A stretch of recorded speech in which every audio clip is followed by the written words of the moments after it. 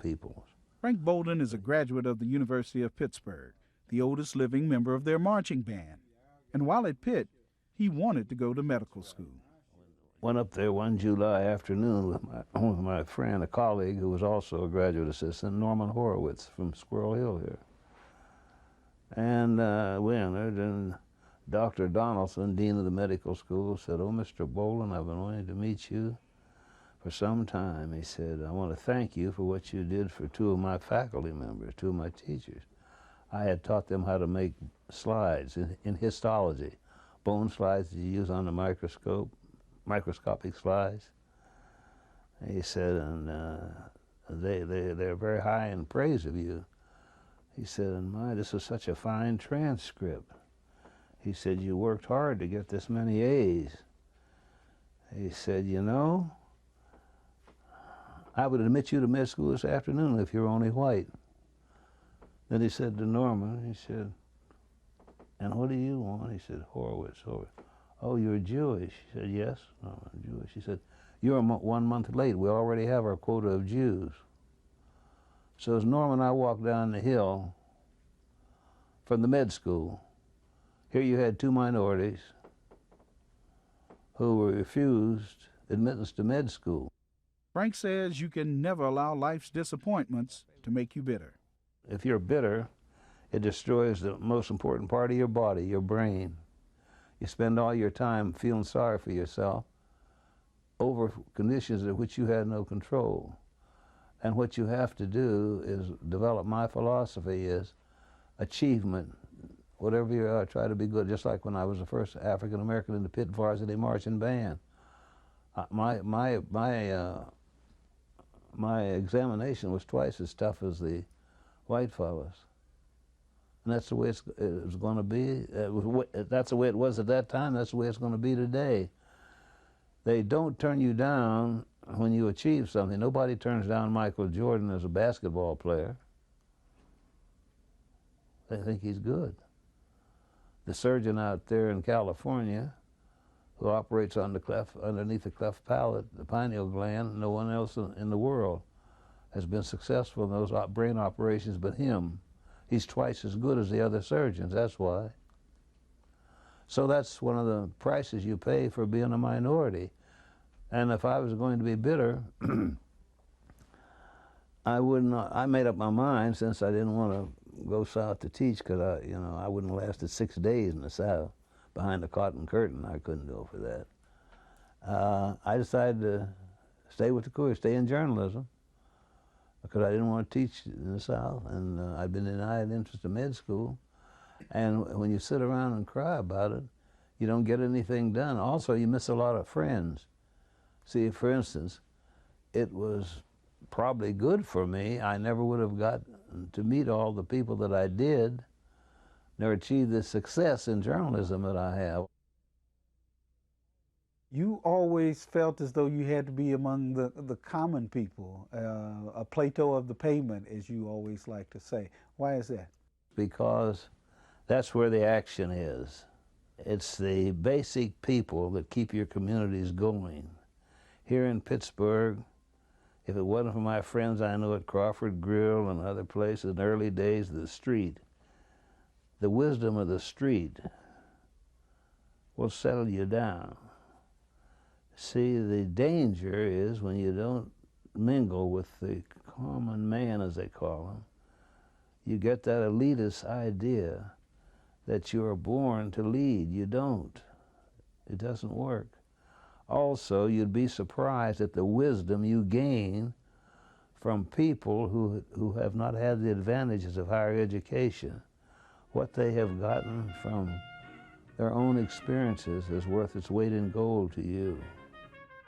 Frank Bolden has had a wealth of experiences amongst the mighty and the meek. And as a keeper of the flame, he wants to make sure that that flame continues to burn.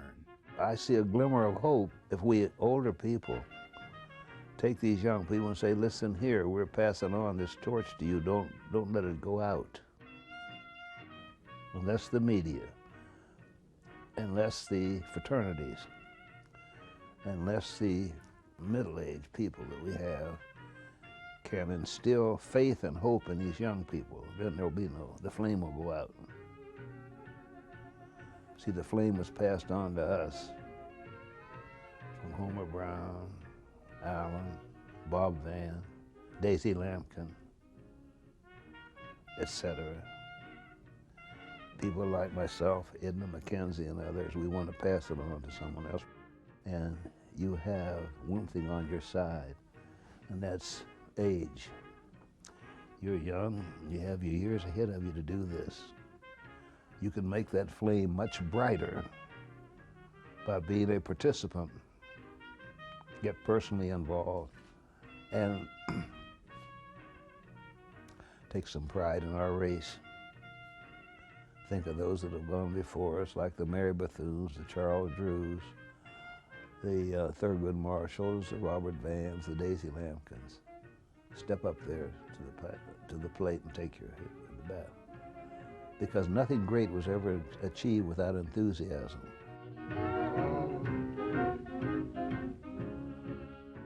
Our next keeper of the flame is Dr. Edna McKenzie.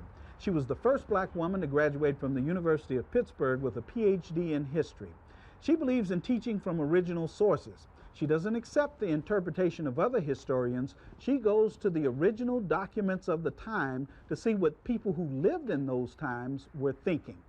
She's our next keeper of the flame, and she believes that black history is American history. The truth has not been told. And with all of the concern about we are entitled to know the truth, truth is not being told about American history. Not only African American history, but it's all American history. And I've concentrated on that role rather than reach back too much to Africa. Although I've been there and studied, I do believe that the thing we should be most concerned about is what happened here in our native land. I'm an AME preacher's daughter, and I grew up in churches all around Western Pennsylvania and West Virginia. In addition to that, all I learned from the beginning was Richard Allen and independence and protest and how to demand your God-given rights. And I think it's so important because during the years I went to school in Pennsylvania, I heard nothing about my people, that only they were slaves. But as the Lord would have it, my father was moved by the bishop into West Virginia, and I went to a segregated school. And the first book I got was The Negro in Our History, written by Carter G. Woodson.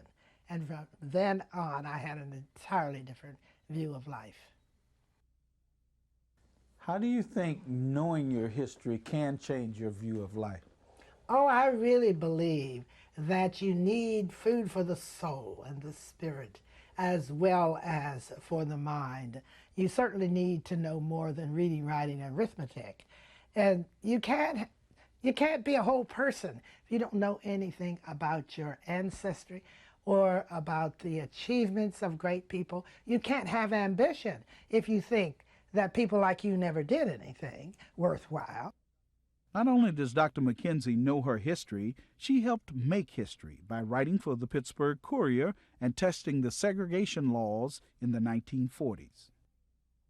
They insulted you. I remember one restaurant, and it was in McDonald or Clairton, one of the little towns. And I asked for a cup of coffee. And the coffee urn, great big coffee urn sitting right on the counter, and cups everywhere, and people sitting around drinking coffee. They told me we don't have any. And then I said, but you do have some, and I'd just like to have a cup. Well, if you lived around here, you'd know better. We don't serve Negroes. And so obviously your best bet is to get out of here. But those kinds of things I had to do. And I had to do it for about 6 weeks.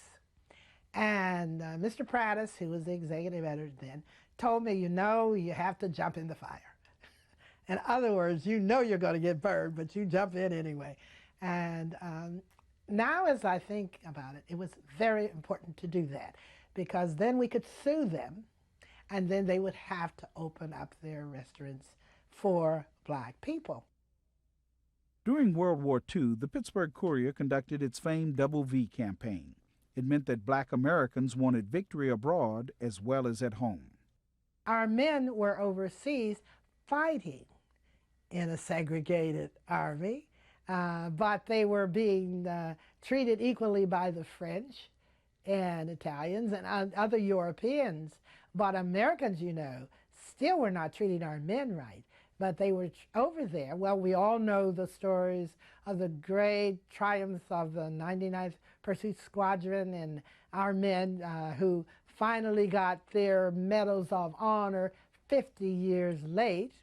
However, our men were willing to do that for America. But we were being treated equally at home. And so our mission was to try to win some battles at home. And one was to get the respect that we deserved in our own communities. And public accommodations were supposed to serve everybody, every citizen. The laws protected us, but the laws were not enforced because we were not, we didn't have the enforcement power ourselves. We had to depend on the state and the local and the federal government, as we do now, to enforce the law equally. It was a very difficult task to me because I wanted to keep my job, so I had to go and get insulted every other day and then come back and write the story. But I understood that it was important and that I needed to do it, that the editor was exactly right. We will never, never get things changed if we don't, as he said, jump in the fire.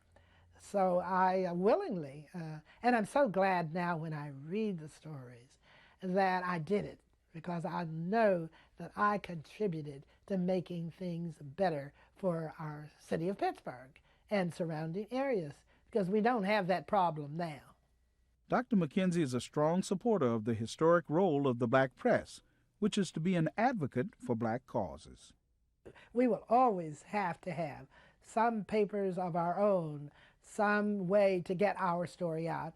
They will never tell it. I understand it. I'm not even angry with them about it, because you can't expect other people to do for you what you can do for yourself. You can hardly even, I would say, ask the Almighty to do for me what I can do for myself. Just get busy and do it and be willing to make the sacrifice. We broke down the segregation. Although Pennsylvania had an equal rights law passed in 1935, nobody obeyed the law. They didn't even know the law and didn't want to learn it. That's the thing that always amazes me about America, how Americans, we're so lawless. I mean, the general population don't pay attention to laws. You know they never paid any attention to the 14th Amendment, or there would never have been a need for the 60s. You see, it's written in the law. The presidents didn't pay any attention to it. Congress never paid any attention to it. No local authorities enforced the 14th Amendment, and that's why we had that mess in Florida, because they still think that blacks don't have a right to vote. Lawless nation. There are mountains of information all over this country, down in courthouses, in law books, in first editions, many of which I have. I buy them because I want to be able to open the book and see what it said by people who were there at the time, not something that someone else has, interpreted and what's the word they use, the spin masters. I want to see what it really says. And that way, then I can be sure that when I write something or teach my students something, that I am giving them the authentic material. One of Dr. McKenzie's contemporaries at the Pittsburgh Courier was a writer and historian named J.A. Rogers, who revealed historical facts about African Americans that many people found hard to believe. The one thing about Rogers, let me tell you, if you go check the old world sources or any of the sources he names, he got it right. In this case, here's Alexander Hamilton, original portrait. And then he's Caucasianized over here so that we don't understand that he had African blood, born on the island of Nevis, which was populated, obviously, by slaves of the European countries. And So is that an original portrait yes, of him? this is drawn from Life by Peale, and that was the famous artist of the era of the Revolutionary period. New York Public Library collection. Hamilton was darker in color than the picture shows.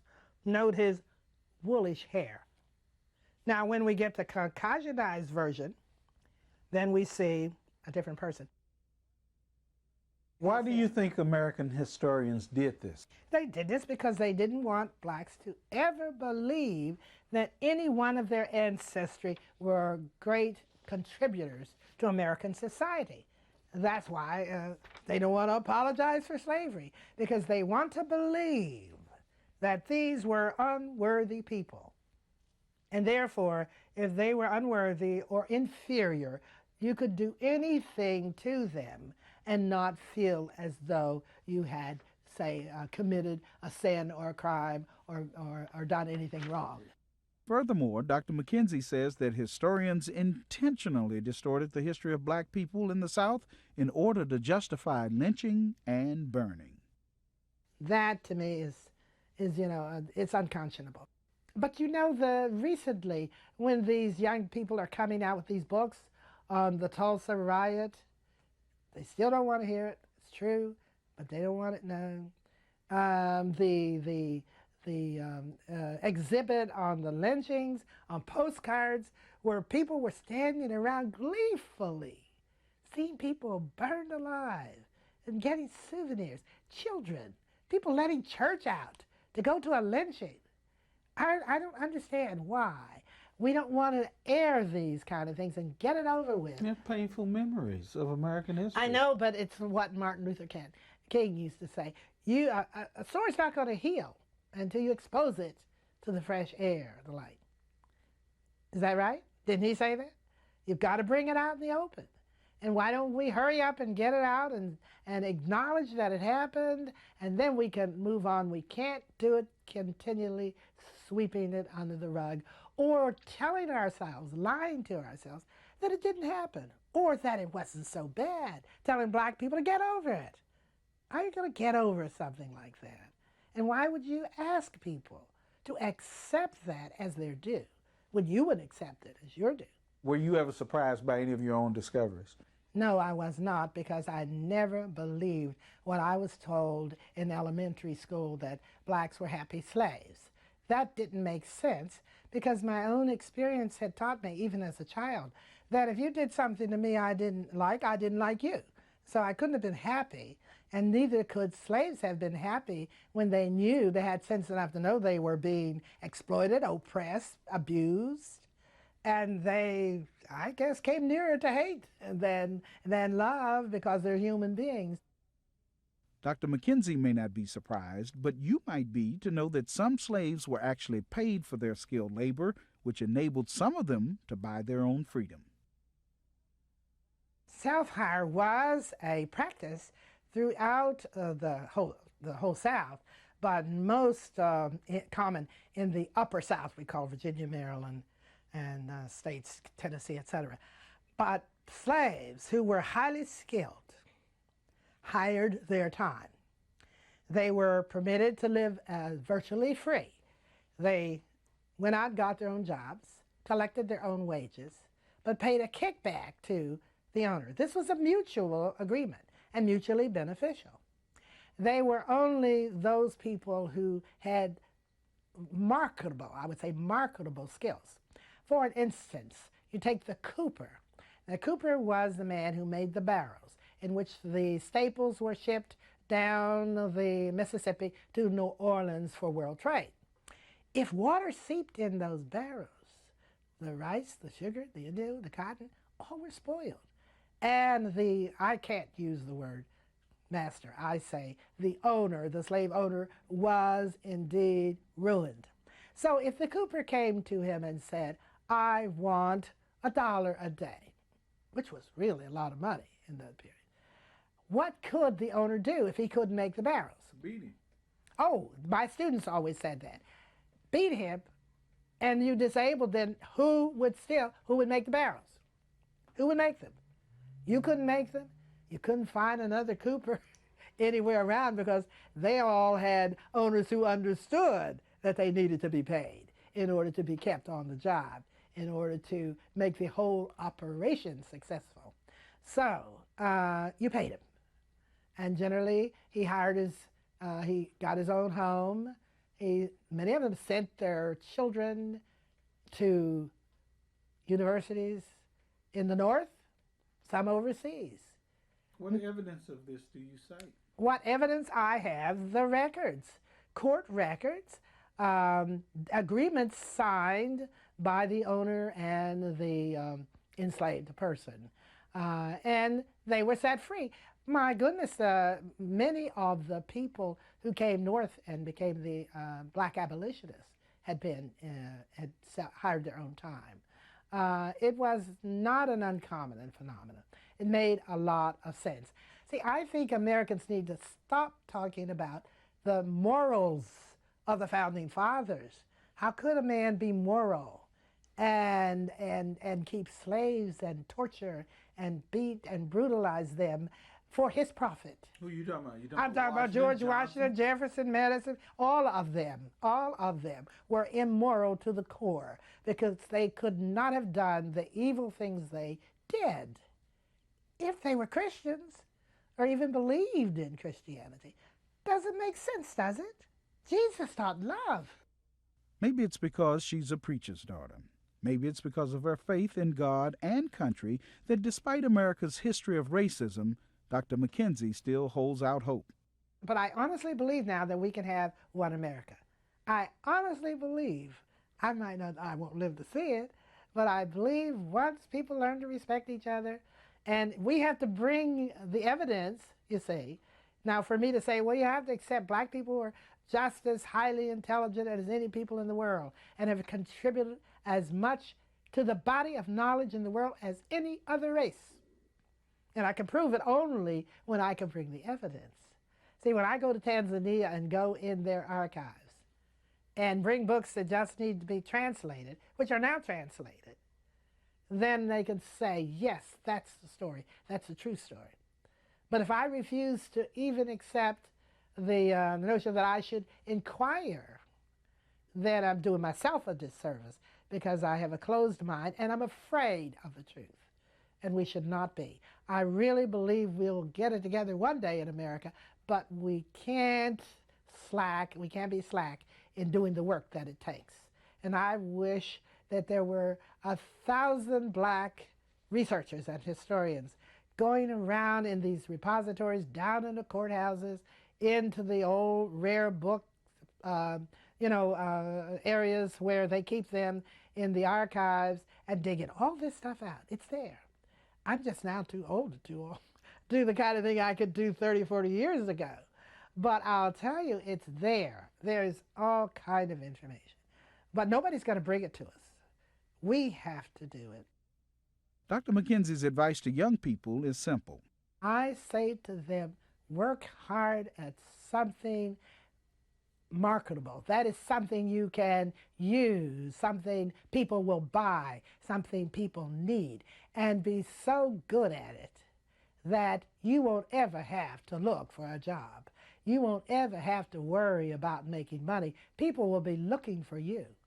A good seamstress, a good musician, a good teacher, a good writer, all those kinds of things. Whatever you do, if you're the best, a house cleaner, there people have little businesses now that go around and clean houses. And if they do it well, they're independent entrepreneurs.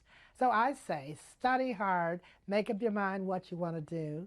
You know, good lawyers, good everything, good doctors, write their own tickets, their own salaries. And you can do it too. But I was always cautioned by my husband, make sure you tell them it was not easy, that you had to work very hard and that you had to sacrifice everything else. These are our keepers of the flame, the journalists, historians, and scholars that have preserved our past so that we might better navigate our future. And the reason why I like the title Keeper of the Flame is because it keeps alive a burning desire for us to eliminate second-class citizenship. It's an honor to be considered a keeper of the flame, but I really feel like it was my duty, and still my duty, to keep pressing forward to make sure that we are included in America's package. The truth has not been told, and with all of the concern about we are entitled to know the truth, truth is not being told about American history, not only African American history, but it's all American history, and I've concentrated on that role. I just feel highly complimented to be part of that, of being one of the keepers of the flame. Sewickley's my hometown, and I know it best. But most importantly, I wrote my book because there is so much history, Black history, in small towns that's vital, and it's vital to the entire history of our United States of America.